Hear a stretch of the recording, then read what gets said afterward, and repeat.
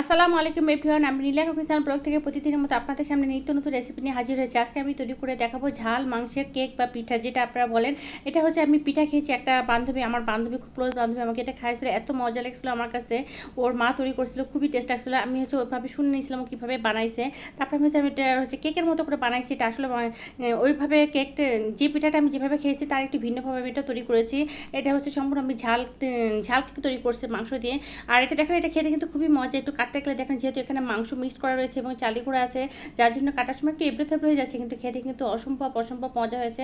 আপনারা কিন্তু তৈরি করে নিতে পারেন, যেহেতু এখন কুরবানির সিজন গেছে, সব ঘরে কম বেশি হচ্ছে মাংস আছে, রান্না মাংস আছে। আপনারা কিন্তু এই সময় বিভিন্ন ধরনের পিঠা, ঝাল মাংস দিয়ে, গরুর মাংস বা খাসি মাংস যেটা হোক, আপনারা ঝাল পিঠা বা যে কোনো জিনিস কিন্তু তৈরি করে নিতে পারেন খুব সহজে।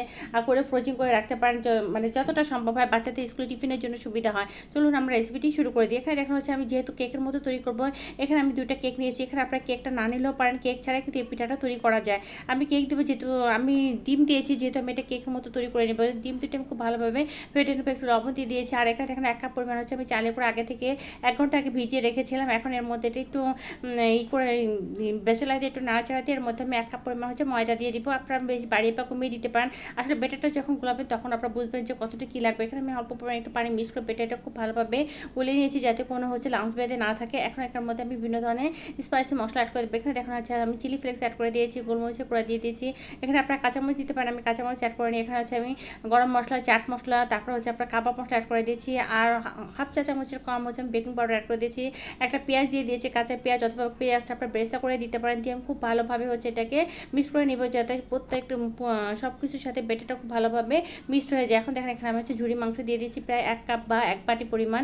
আর এর মধ্যে হচ্ছে আমি মাংসের মশলাটাও দিয়ে দিব। মাংসের মশলাটা দেওয়ার কারণে কী হবে, আপনি তেলের পরিমাণটা খুব কম দিবেন।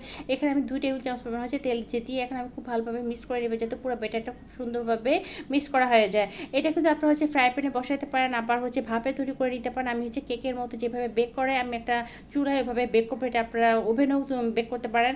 এখন দেখেন, আমি একটা পাতিলের মধ্যে একটা স্ট্যান্ড বসিয়ে দিয়ে এটা হচ্ছে 40 মিনিটের মধ্যে চুলায় বেক করব।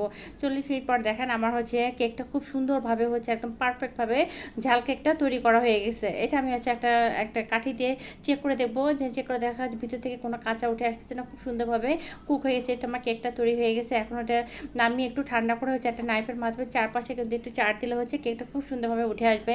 আমি আপনাদেরকে এটাকে কেটে দেখাবো, এটা আসলে যে কতটা মজা, কতটা ইয়ামি, এটা আসলে তৈরি যদি না করেন। আর এখানে আপনারা যত খুশি তত হচ্ছে মাংস অ্যাড করতে পারেন, কোনো সমস্যা হবে না।